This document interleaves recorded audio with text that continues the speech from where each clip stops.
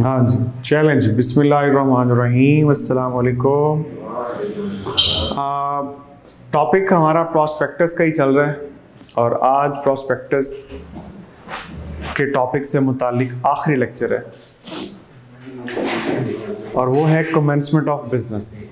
ठीक है, commencement of business. Company अपना कारोबार कब शुरू कर सकती है? अच्छा, कुछ कंपनी ऐसी होती हैं कि जिन्हें सर्टिफिकेट ऑफ इनकॉर्पोरेशन मिलने के साथ ही बिजनेस कमेंस करने की इजाज़त भी होती है, जैसे प्राइवेट कंपनी है। ठीक है, जो ही सर्टिफिकेट ऑफ रजिस्ट्रेशन मिला तो बस और कोई डॉक्यूमेंट नहीं चाहिए तो प्राइवेट कंपनी अपना बिजनेस कमेंस कर सकती है। लेकिन कुछ कंपनीज, मतलब पब्लिक कंपनी, इनके लिए ज़रूरी है कि सर्टिफिकेट ऑफ इनकॉर्पोरेशन मतलब सर्टिफिकेट ऑफ रजिस्ट्रेशन के मिलने के बावजूद इन्हें कुछ शराइत पूरी करनी पड़ती हैं और जब ये शराइत पूरी कर लें तब जाके ये अपना कारोबार शुरू कर सकती हैं। वो शराइत कौन सी हैं वो आज हम पढ़ेंगे। अभी आप ज़रा देखें इस पेज के ऊपर कंडीशंस की एक हेडिंग लिखी होगी, नीचे जाके conditions for commencement of business मिल गई जी। Conditions for commencement of business, तो ये कुछ कंडीशंस फुलफिल करेगी पब्लिक कंपनी तब जाके इसे बिजनेस कमेंस करने की इजाज़त होगी और ये अपने ऑपरेशंस स्टार्ट कर सकती है, इवन बोरोविंग कर सकती है।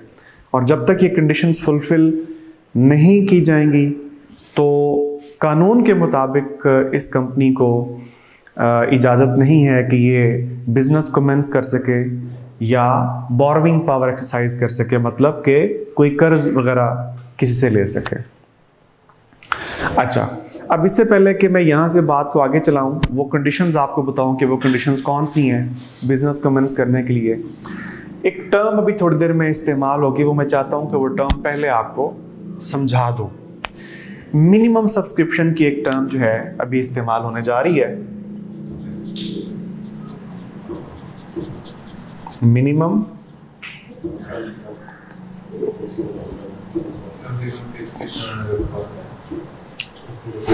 मतलब क्या है? मिनिमम सब्सक्रिप्शन वो कम से कम रकम के जो एक कंपनी को अपनी इनिशियल बिजनेस नीड्स पूरी करने के लिए चाहिए। जाहिर सी बात है, आप कंपनी बना रहे हैं, ऐसा तो नहीं कि आप जनाब ब्लाइंडली काम शुरू कर दें। यकीनन आपने पहले से सारी बजटिंग की होगी, आपने पहले से एक तखमीना लगाया होगा कि यार इतना खर्चा आएगा और हमें कम से कम इतने पैसे स्टार्ट में चाहिए। तो वो कम अज़ कम अमाउंट के जो डिटर्मन की गई होगी, डिसाइड की गई होगी कि हमें इतनी रकम कम से कम चाहिए होगी।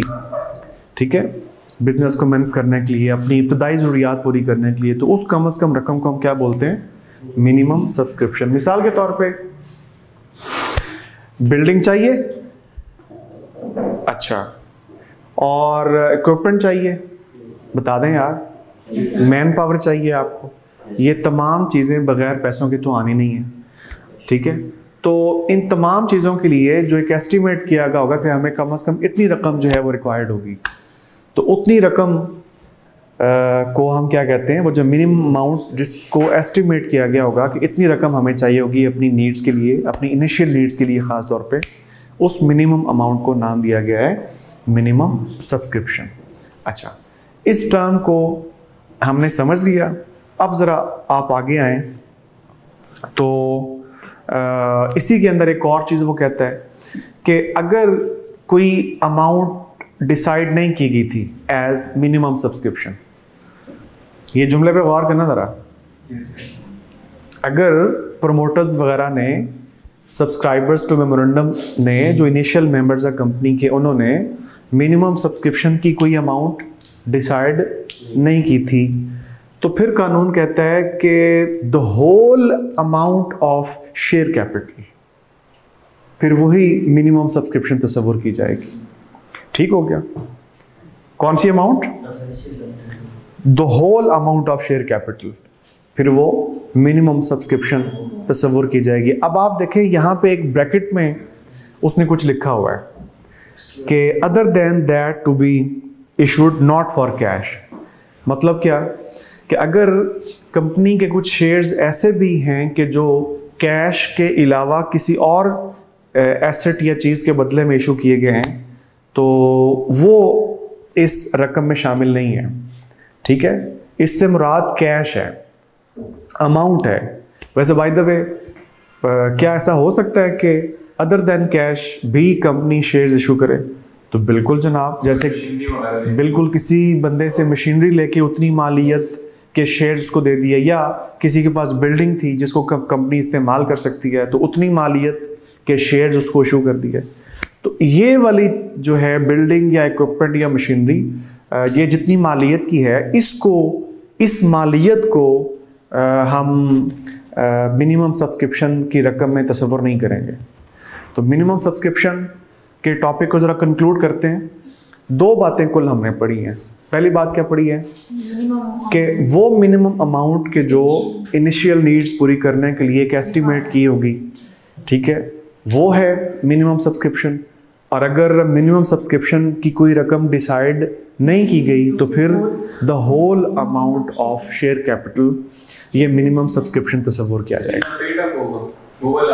नहीं, जो उन्होंने टोटल वही वाला, ठीक है। तो और उसमें जो एक्सेप्शनल केस है वो भी आपको बता दिया, वो ब्रैकेट वाला जो है। डन करें जी सर, आगे चले। इसमें नेक्स्ट है conditions for commencement of business. तो एक पब्लिक कंपनी, अब यहाँ पे देखिए, अभी जब हम इंट्रो पढ़ रहे थे आज के टॉपिक में तो मैंने कंपनी की किस्म वाजे कर दी थी, मतलब पब्लिक कंपनी। अब यहाँ पे बाकायदा तौर पे आपके सामने वो लिखा हुआ भी आ गया है, ठीक है। तो पब्लिक कंपनी जो है वो उस वक्त तक अपने ऑपरेशन स्टार्ट नहीं कर सकती, उस वक्त तक बिजनेस कमेंस नहीं कर सकती, या इवन बोरोइंग नहीं कर सकती, कर्ज नहीं ले सकती एक पब्लिक कंपनी किसी से, जब तक कि वो ये शराइत पूरी ना कर दे। ये कंडीशंस अब हम पढ़ने लगे हैं, ये आईकैप के पास पेपर्स में उसने टेस्ट भी की हुई हैं। तो इन कंडीशंस का फुलफिल किया जाना ज़रूरी है। ये शराइत पूरी होंगी तब जाके कहीं पे एक पब्लिक कंपनी अपना बिजनेस कमेंस कर सकती है, इवन बोरोइंग पावर एक्सरसाइज कर सकती है, ठीक है जी। तो इसमें सबसे पहला पॉइंट जो है ये जैसे ऐसे, सबसे पहली शर्त, सबसे पहली कंडीशन कि वो जो एस्टिमेट की गई थी कि हमें मिनिमम सब्सक्रिप्शन के तौर पे इतनी रकम चाहिए, तो सबसे पहली शर्त ये है कि जब तक वो मिनिमम सब्सक्रिप्शन वाली अमाउंट जनरेट हो नहीं जाती, जब तक वो अरेंज हो नहीं जाती, और वो भी कैसे, शेयर्स इशू करके, ठीक है। मैं ज़रा कोशिश कर रहा हूँ कि आपको ज़रा आसान अल्फाज में बयान करूँ। अब आप ये वाला मफहूम किताब से देखें, जो पहला पॉइंट लिखा हुआ है कि shares for cash have been allotted to an amount not less than the minimum subscription. क्या मतलब इसका कि शेयर्स अलॉट करके, हाँ, शेयर्स अलॉट करके इसके नतीजे में मिनिमम सब्सक्रिप्शन के तौर पे जो अमाउंट आपने तय की थी वो अरेंज हो चुकी हो। तो जब तक वो रकम अरेंज हो नहीं जाती, जब तक ये पहली शर्त पूरी हो नहीं जाती, अगरचे आगे और भी शर्तें हैं और भी कंडीशंस हैं, जब तक ये कंडीशंस फुलफिल हो नहीं जाती तो बिजनेस कमेंस नहीं करा सकता पब्लिक कंपनी का। अच्छा जी, पहली कंडीशन क्लियर है। दूसरा पॉइंट है कि कंपनी का हर डायरेक्टर, इधर देखिए मेरी बात सुने, यकीनन डायरेक्टर्स ने भी तो इस कंपनी के शेयर्स खरीदने के लिए प्रॉमिस किया होगा ना, हर एक ने अपनी अपनी इस्तेताअत के मुताबिक। तो कहते हैं जिस डायरेक्टर ने जितने शेयर्स परचेज करने के लिए प्रॉमिस किया था, कॉन्ट्रैक्ट किया था, जब तक हर डायरेक्टर शेयर्स लेके उसकी कीमत अदा ना कर दे कंपनी को, तो उस वक्त तक भी कंपनी बिजनेस कमेंस नहीं कर सकती। तो ये दूसरी शर्त होगी कि डायरेक्टर्स की तरफ से भी पेमेंट आ जानी चाहिए। अब यार इसकी क्यों यहाँ पे ज़रूरत पड़ी है कि यहाँ यह भी लिख दिया जाए कि जनाब डायरेक्टर्स का भी पेमेंट करना ज़रूरी है। कितनी पेमेंट? जो डायरेक्टर जितने शेयर्स खरीदना चाहता है उतनी पेमेंट वो कंपनी को करे। ये क्यों यहाँ पे पॉइंट लिखना पड़ गया? उसकी वजह ये है, मुमकिन है किसी एक डायरेक्टर साहब के जहन में ये आए, मैं तो डायरेक्टर हूँ, मैं कौन सा कोई भागा जा रहा हूँ, ठीक है, मेरी तो अपनी कंपनी है, चलो मैं पैसे बाद में दूंगा।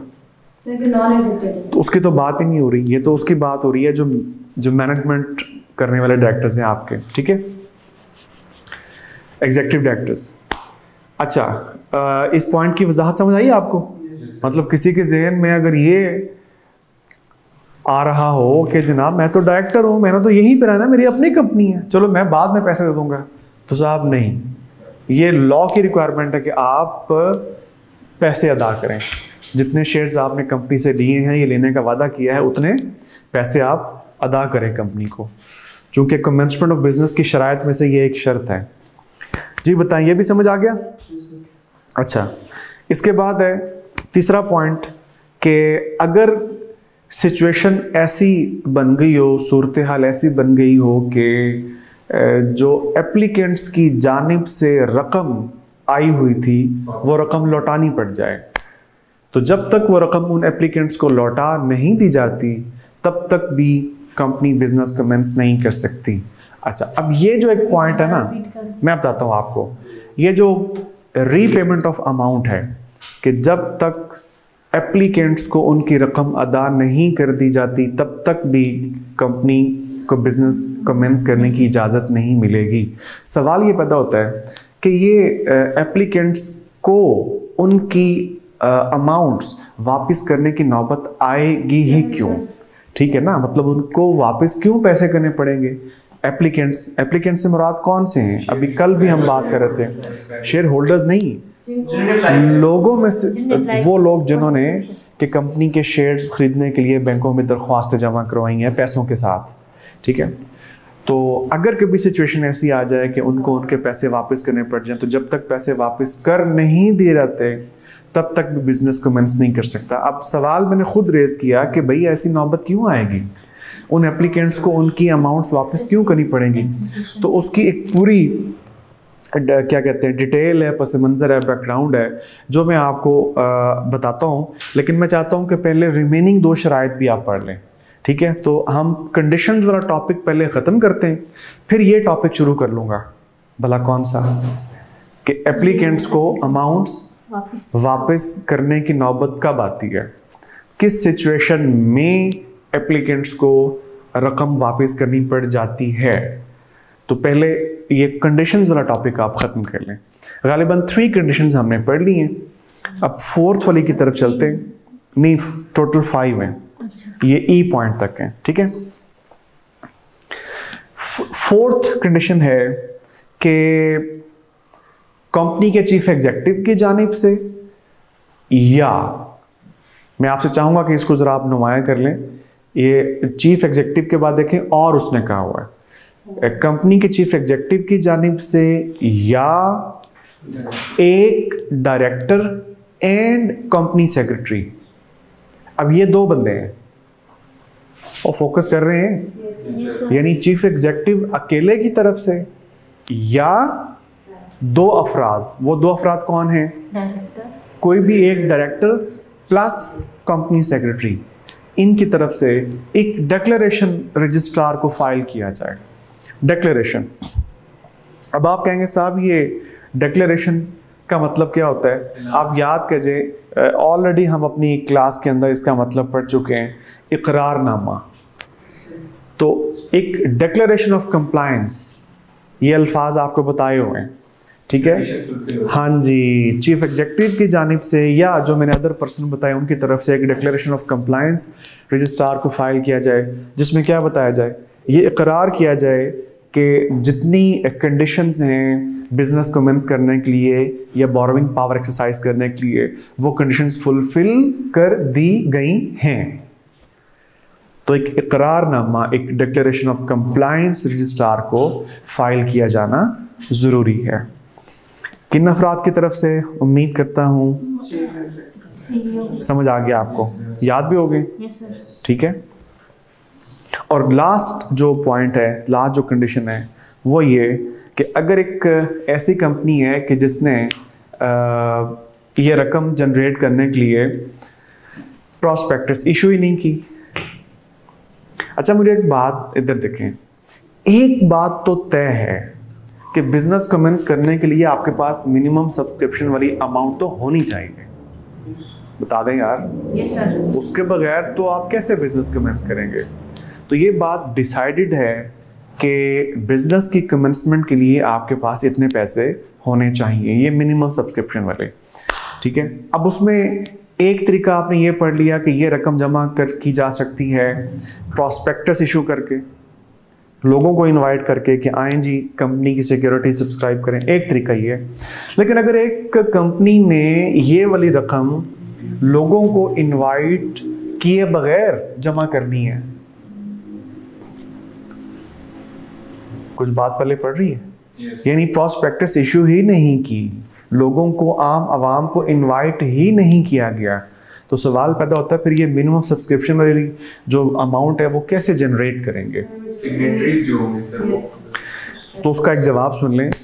देखें, कर्ज ले नहीं सकते, पॉइंट टू बी नोटेड। वजह, चूंकि अभी जनाब आप अभी आपने पढ़ा कि ना बिजनेस ऑपरेशन स्टार्ट कर सकती है कंपनी, ना बोरोइंग कर सकती है, ठीक है, जब तक शराइत पूरी ना हो।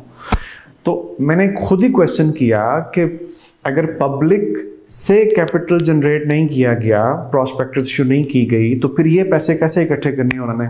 तो फिर एक तरीका ये भी होता है कि जो प्रमोटर्स हैं कंपनी के, जो कंपनी के डायरेक्टर्स हैं या प्रपोज डायरेक्टर्स हैं, ये अपने ही फ्रेंड्स और फैमिली मेंबर्स को प्राइवेटली इनवाइट करें कि जनाब आप लोग कंपनी के शेयर होल्डर बने और कैपिटल कंट्रीब्यूट करें कंपनी के शेयर कैपिटल में।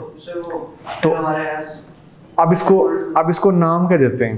कहते हैं अगर ये वाला रास्ता अडॉप्ट किया गया मिनिमम सब्सक्रिप्शन अरेंज करने के लिए, कौन सा रास्ता? के प्रमोटर्स या कंपनी के डायरेक्टर्स वगैरह के जो फ्रेंड्स और फैमिली मेंबर्स हैं उनको इनवाइट किया गया कंपनी के शेयर्स के सब्सक्रिप्शन के लिए, और उन लोगों से उनको शेयर्स इशू करके कैपिटल जनरेट किया गया, तो इसे कहते हैं प्राइवेट ऑफरिंग।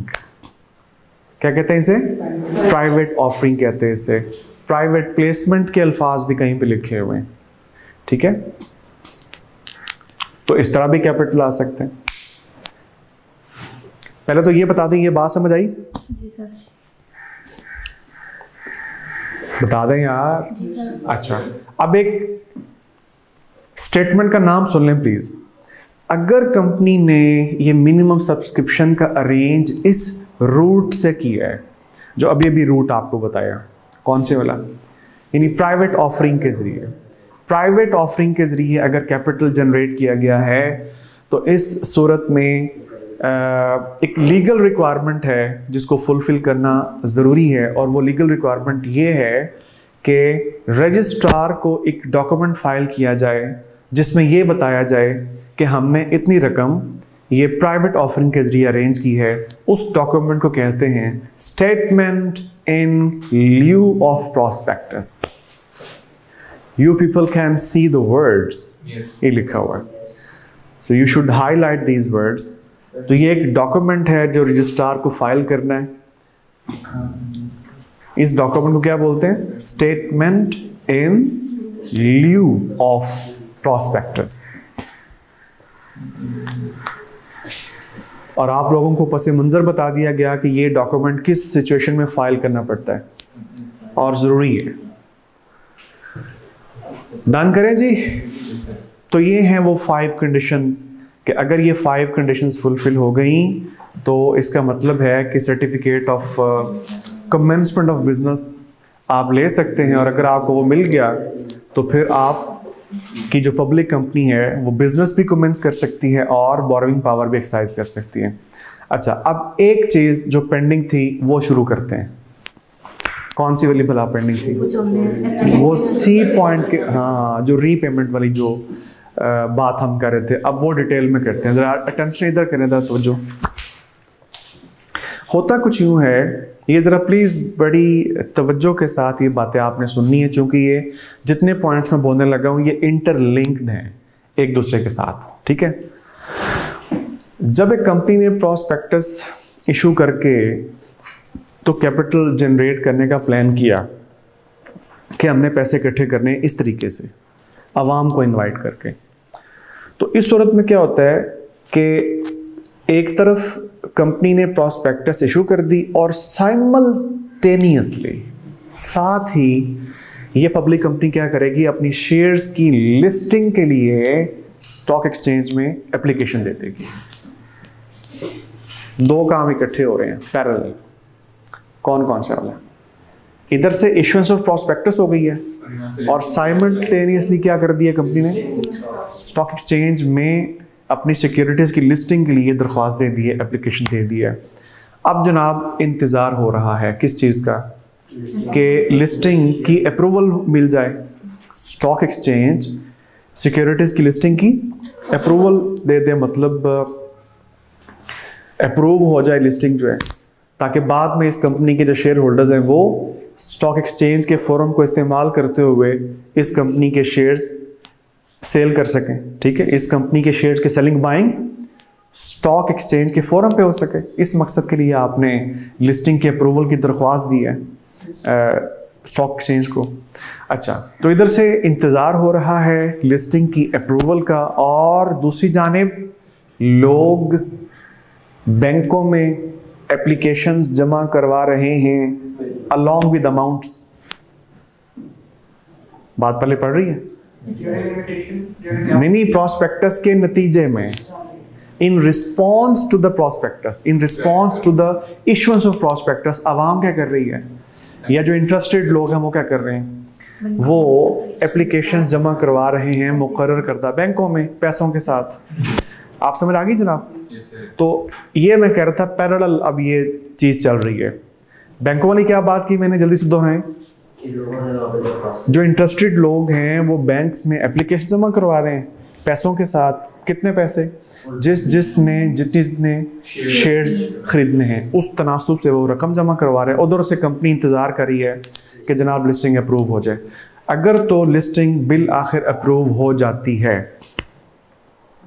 और उधर से लास्ट डेट भी आ चुकी होगी, किसकी भला, जो आखिरी तारीख थी दरख्वास्तें जमा करवाने की, जिसे हम क्लोजिंग ऑफ सब्सक्रिप्शन भी कहते हैं। ठीक है, पैसा आ चुका है जनाब सारे का सारा बैंकों में, और उधर से खुशकिस्मती से लिस्टिंग भी अप्रूव हो गई स्टॉक एक्सचेंज की जानिब से। तो इस सूरत में कंपनी के पास ये रकम आ गई है, बता दें यार। ठीक है, और बाकी भी कंडीशंस पूरी हो जाएंगी तो इसका मतलब है अब कंपनी ये पैसा इस्तेमाल कर सकती है और उन लोगों को शेयर्स अलॉट कर सकती है। किन लोगों को भला? जिन्होंने पैसे जमा करवाए दरख्वास्तों के साथ। ठीक है, उनको शेयर्स भी अलॉट हो जाएंगे। ठीक है, चूंकि लिस्टिंग अप्रूव हो चुकी थी। तो यहां तक तो सब खैर, सुख चैन शांति आराम से चल रहा ना। अब देखें जरा, कहता है अगर लिस्टिंग रिफ्यूज हो जाए, है थोड़ा सा अब कहानी के अंदर ट्विस्ट आने लगा। अगर स्टॉक एक्सचेंज की तरफ से लिस्टिंग रिफ्यूज कर दी गई तो इस सूरत में कंपनी पे लाजिम है कि उन तमाम एप्लीकेंट्स के पैसे उनको वापस करें। जितने भी एप्लीकेंट्स के पैसे बैंकों में जमा हुए थे वो सारे पैसे उन एप्लीकेंट्स को वापस करें। ये है कॉन्सेप्ट उसका, रीपेमेंट ऑफ अमाउंट्स का। अच्छा एक मिनट, अगर उन तमाम लोगों को पैसे वापस कर दिए तो भाई ये जो सारी एफर्ट की जा रही थी, ये जो सारी एक्सरसाइज की जा रही थी, ये तो की जा रही थी मिनिमम सब्सक्रिप्शन जमा करने के लिए। तो जब सारे आए हुए पैसे वापस करने पड़ गए तो वो फिर मिनिमम सब्सक्रिप्शन वाली रकम अब कहाँ से इकट्ठी की जाएगी?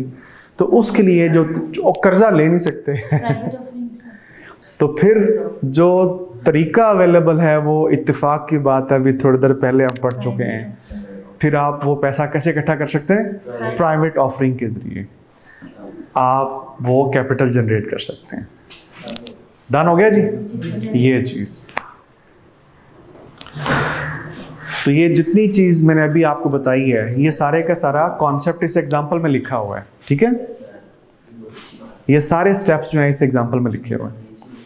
अच्छा, ये पांचों की पांचों कंडीशंस हमने मुकम्मल पढ़ ली अल्हम्दुलिल्लाह। अब एक एक्सेप्शनल केस लिखा हुआ है। वो कहता है कि जो रिक्वायरमेंट्स आपने पढ़ी हैं वो इन दो केसेस में एप्लीकेबल नहीं हैं। ये दो केसेस कौन से हैं? कहते हैं वो कंपनी के जो प्राइवेट से पब्लिक में कन्वर्ट हुई हो उसके लिए ये रिक्वायरमेंट्स नहीं है। और company limited by guarantee and not having a share capital. तो इन दो किस्म की कंपनीज के ऊपर ये रिक्वायरमेंट्स नहीं है, इनके ऊपर वो रिक्वायरमेंट्स एप्लीकेबल नहीं है जो अभी ऊपर आपने पढ़ी है।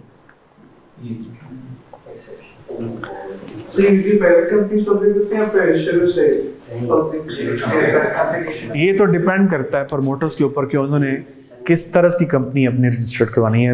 जनरल ट्रेंड देखें तो प्राइवेट से स्टार्ट होते हैं आप, ठीक है। और क्योंकि प्राइवेट में मैक्सिमम नंबर ऑफ मेंबर्स की रिस्ट्रिक्शन है 50 की, लेकिन अगर आपने इसमें इजाफा करना तो फिर कोई और चारा नहीं है सिवाय इसके कि आप उसको पब्लिक के तौर पर रजिस्टर्ड करवा लें। हाँ, तो इसका मतलब आपका कैपिटल भी इंक्रीज हो जाएगा। ठीक हो गया, ठीक है। एक पॉइंट है, अगर आपके अमाउंट फिक्स नहीं है तो whole amount of share capital इसके ऊपर बात कर चुके हैं, आप लेट तशरीफ लेके आए, ठीक है। चलें आप लेक्चर के बाद फिर मुझसे आप दोबारा पूछना, ठीक है, वो दोबारा बता दूंगा। हाँ जी, ये दो किस्म की कंपनीज हैं जिन पे ये वाली रिक्वायरमेंट्स एप्लीकेबल नहीं है, जो रिक्वायरमेंट्स अभी आपने पढ़ी हैं। बिजनेस को मैनेज करने के लिए जो चीजें आपने पढ़ी अभी बिस जी, तो इन कंपनीज के ऊपर वो एप्लीकेबल नहीं है, मतलब इनको इजाजत है कि इसके बगैर भी बिजनेस को मैनेज कर सकते हैं आप। ओके हो गया, चलें लें जी आगे चलें। Acceptance and registration of documents by registrar. अगर किसी को याद रह गया हो, वैसे तो आप माशाल्लाह बहुत ही ज़हीन किस्म के लोग पाए गए हैं, कोई डिक्लेरेशन ऑफ कंप्लायंस नामी कोई चीज़ अभी पढ़ी थी आपने, किसको फाइल करनी है? और वो कहते हैं जब आपने वो फाइल कर दिए वो डिक्लेरेशन, उसके साथ जो जो भी कोई अटैच डॉक्यूमेंट्स हैं वो आपने रजिस्ट्रार को फाइल कर दिए, और रजिस्ट्रार साहब ने अगर कोई इंक्वायरीज करनी है, मतलब कुछ क्वेश्चंस करने हैं तो वो भी कर लें। और अगर रजिस्ट्रार बिल्कुल सेटिस्फाइड है, मुतमईन है, उसे तसल्ली है कि जनाब तमाम तर कानूनी तकाज़े और लीगल रिक्वायरमेंट्स फुलफिल कर दी गई हैं, तो जनाब रजिस्ट्रार इन डॉक्यूमेंट्स को ना सिर्फ एक्सेप्ट कर लेंगे और रजिस्टर भी कर देंगे। और अगर रजिस्ट्रार ने ये डॉक्यूमेंट्स एक्सेप्ट कर लिए और इन डॉक्यूमेंट्स की रजिस्ट्रेशन कर दी, तो ये कंक्लूसिव एविडेंस है। आज एक दफ़ा फिर ये अल्फाज आ गए हैं, कंक्लूसिव एविडेंस, जो पहले भी ये अल्फाज आए थे और इसका मतलब हमने क्लास में पढ़ा था। यानी एक फाइनल किस्म का सबूत है, हतमी और कतई किस्म का ये सबूत है। अगर रजिस्ट्रार ने डॉक्यूमेंट्स एक्सेप्ट और रजिस्टर कर लिए तो ये कंक्लूसिव एविडेंस है किस चीज़ का, कि जो कंपनी है वो अब अपने बिजनेस ऑपरेशंस स्टार्ट करने की एंटाइटल्ड है। और इवन अगर अब ये बोरोविंग भी करना चाहती है तो बोरोविंग भी कर सकती है। Now this company is allowed, permitted. Okay हो गया जी? अच्छा, इसके बाद है पेनल्टी। चलें फिर,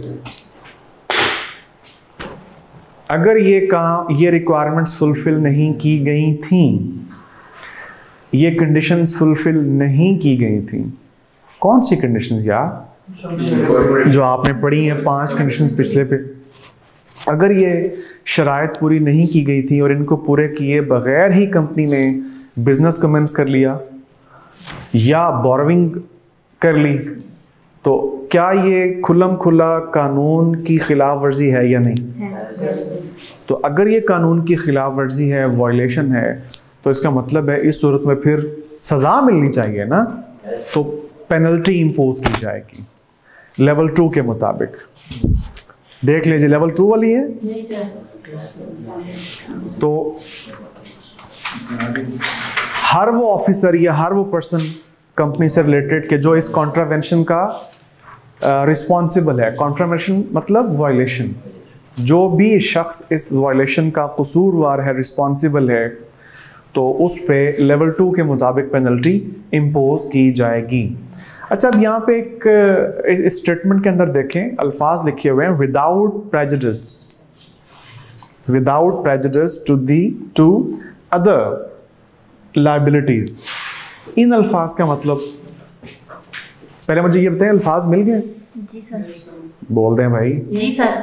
without prejudice to other liabilities का मतलब है, इधर देखें कि जो भी पर्सन कसूरवार पाया गया, जो भी गिल्टी है, जो भी रिस्पॉन्सिबल है, अगर उस पर्सन पे किसी और वायलेशन करने के इल्ज़ाम में कोई और पेनल्टी भी उस पर आई हुई थी, तो इन अल्फाज का मतलब है वो अपनी जगह पे रहेगी।